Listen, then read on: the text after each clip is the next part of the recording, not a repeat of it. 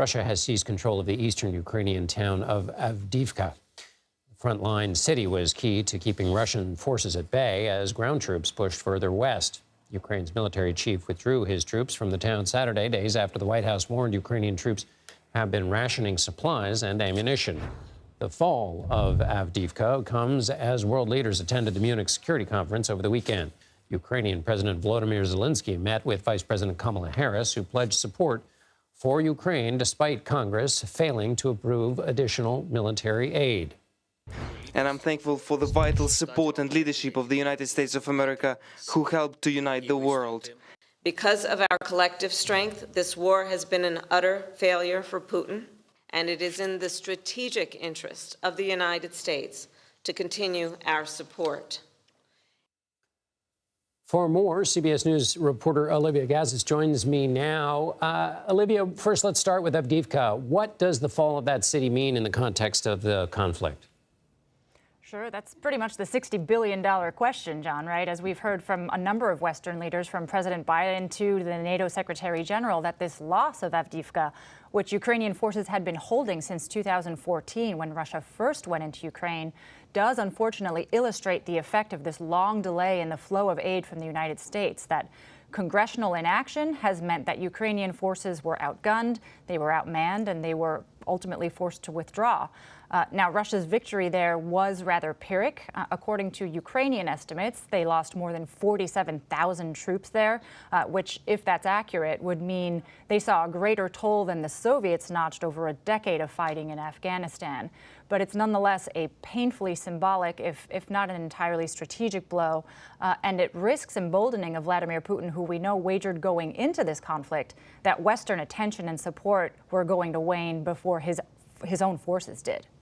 Speaking of the West and the mindset of the West, you were at the Munich Security Conference in the Bayerischer Hotel, where the foreign ministers and the defense ministers of all the European nations get together in an extraordinary gathering that happens every year. What were the topics of conversation during the time you were there?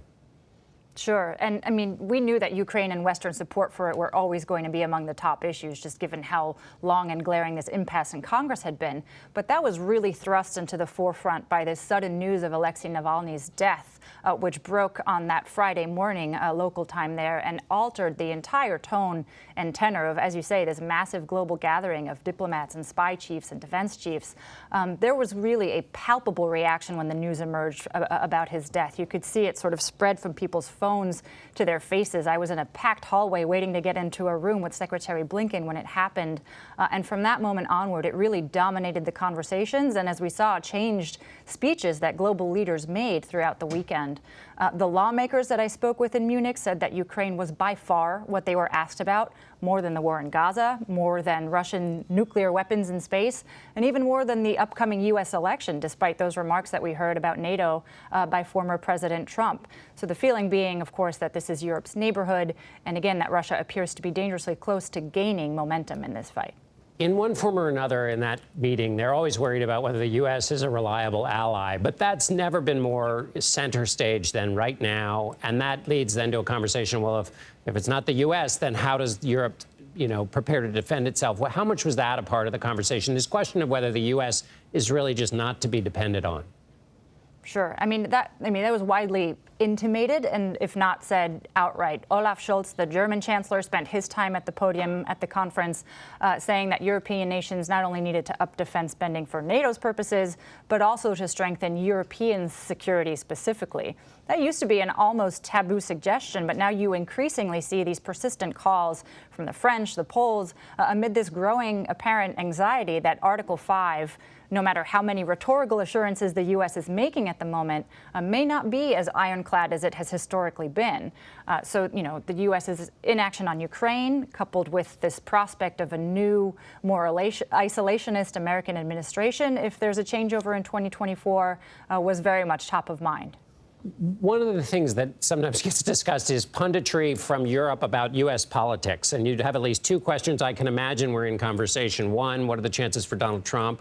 And also, what's happening in the House of Representatives? Was that much in conversation there? Absolutely, as was sort of the fate of Ukraine, which you have seen, going out and securing as many bilateral security pacts as it can while the United States is dithering. And it's doing that in order to send this message to Russia that it's going to enjoy Western support over the long term, no matter what happens in the U.S. in 2024 or even beyond that. These are, military aid agreements it's trying to strike with the likes of Germany, the UK, and France for a course of, 10 years or more. But, as we've said, John, the cold, hard fact is that there's no substitute for the volume and the speed with which the U.S. has been militarily supporting Kyiv.